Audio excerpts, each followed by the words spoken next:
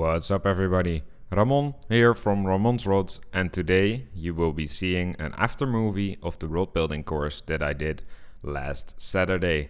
4 people who have never built a rod will be building their new first custom rod in my workshop whilst I guide them through the whole process. There was a good diversity of rods that were built that day.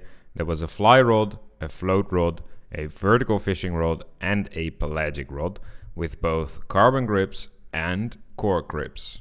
The first thing that they had to do was to build their handle sections of the rod. They are currently fitting all of their components, making them fit with some tape and then gluing them together whilst cleaning the components and getting rid of the glue. This was the handle section of the float rod that one of the guys on the rod building course built. A very beautiful rod with some cork and rubber cork accents. And this was the handle section of the vertical fishing rod, as you can see, totally different with some carbon grips. After they finished their handle sections, we were starting to mark out the guides and I was giving them instructions as how they should be wrapping their rod wraps. This is one of the most difficult parts of building a rod and also one of the most frustrating parts when you are starting out. That said, after some thorough explanation, they all started wrapping. And soon enough, they started getting into a rhythm. Here you can see the guy making the fly rod. This is the pelagic rod that he was making with some nice green wraps.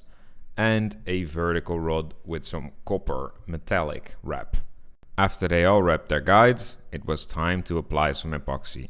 First we had to mix it and then I gave them instructions as how you could apply the epoxy best. And after that, they can all do their own rod. This gentleman was doing a pelagic rod and he was first up, so he was setting the example for the rest of the group. He did very well, as you can see by the close-ups in a second. He had a very steady hand and making slow and thorough passes with the epoxy to make sure that the guide wraps were fully saturated and nicely coated without too much epoxy on there. We repeated this process 3 more times with the 3 other participants, and this was the end result whilst they were finished applying the epoxy. This was the pelagic rod, this is the vertical rod with the copper metallic thread, and the float rod with the green wraps. They all did very well and finished their rod by the end of the day.